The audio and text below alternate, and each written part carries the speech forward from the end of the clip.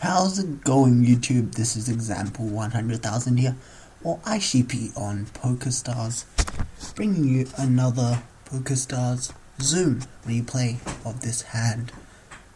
I actually bought in with $8.80, and this is, I played a couple of hands, and I actually lost a bit, and then made it back up to $8.80 again.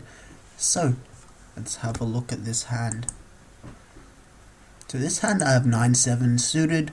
I like to play decent suited connectors or suited semi-connectors, low hands, and they can usually like catch a couple of people off guard or whatever. So I decided to raise 3x, which is the usual raise. This is just 5 cent, 10 cent. And let's go. And I get a fold and then a re-raise after me. So this got me a little bit worried. I was going to fold, but then this guy calls from the small blind. So I know that now I only need to put in 60 cents into a pot of $2.20. So that's almost 4-to-1 pot odds, which is pretty good. And I have suited semi-connectors, which means that I can get a straight and or a flush, and people wouldn't it would catch people off guard basically. So it's a rather high risk because the hand is by itself isn't that good, but it's basically a high risk high reward. So I decided to call this 60 cents, and on the flop comes 2-3 jack 2 hearts. So this is a decent flop for me. I have a flush draw, and yeah, basically. So now I check. No, this guy checks, I check, and then this guy makes a continuation bet, a massive continuation bet actually, of $1.90, which is crazy. I was planning to fold because putting in $1.90 on a flush draw when he re-raised pre-flop, which means that he could easily have something like queens, kings, aces, is not worth it. But then this guy makes a call. So now it's $1.90 into a pot of $6.60 if I were to call this hand. So this is a bit more than 3-to-1 pot odds, which is again not bad pot odds, considering if I hit the flush I can make a lot.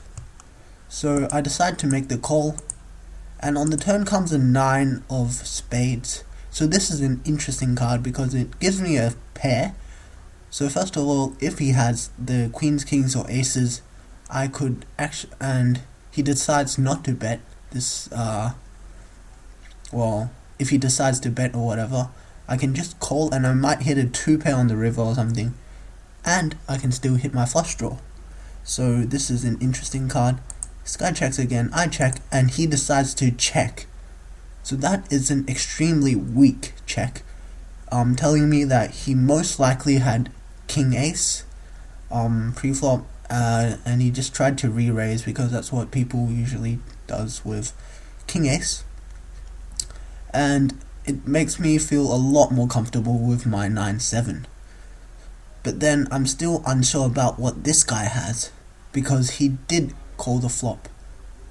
So now on the river is the 8 of diamonds, and this guy makes a tiny bet of $1.60.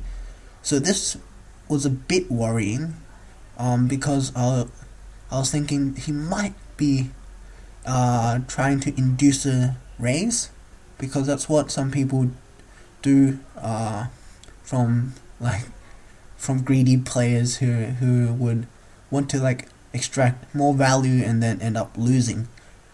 So now it's $1.60. I thought, wow, that's crazy small bet. If I were to call, it would be a crazily good pot odds, and the likeliness of him having a jack is basically 0.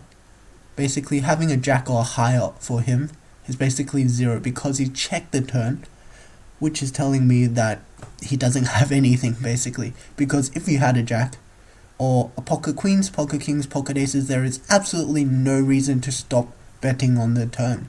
So I just decided to call $1.60 and he actually folds, and this guy shows queen king offsuit. So I was like, holy crap, what the hell is this guy doing?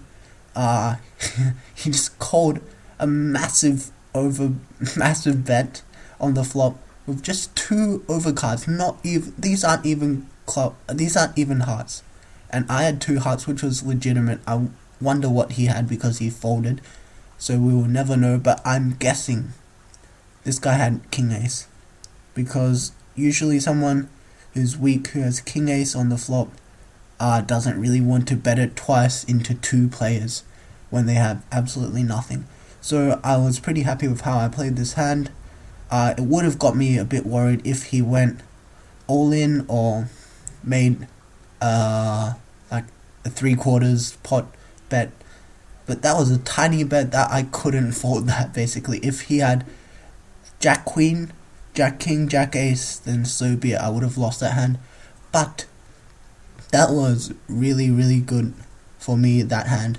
I was pretty proud of how I played it, and I win a pot of more than $11 in a 5-cent, 10-cent blind game, which is a pretty big pot. Pokerstars took a rake of 53 cents, so be it.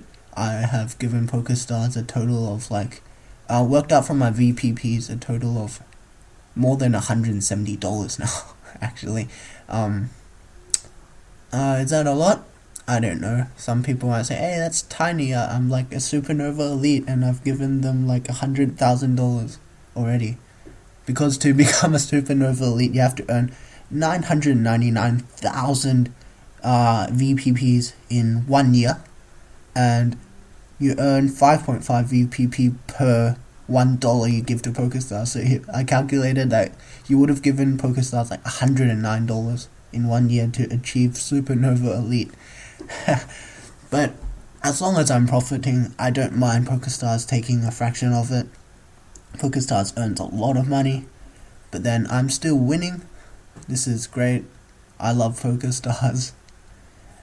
Thanks for watching. If you enjoyed this, leave a comment, leave a like, subscribe, and you'll see more of these Pokerstars and perhaps Full Tilt Poker replays, I guess. Or if I make a final table or something, I'll definitely of something big, some big tournament, I'll definitely post that as well, maybe with live. So thanks for watching, see you in the next video.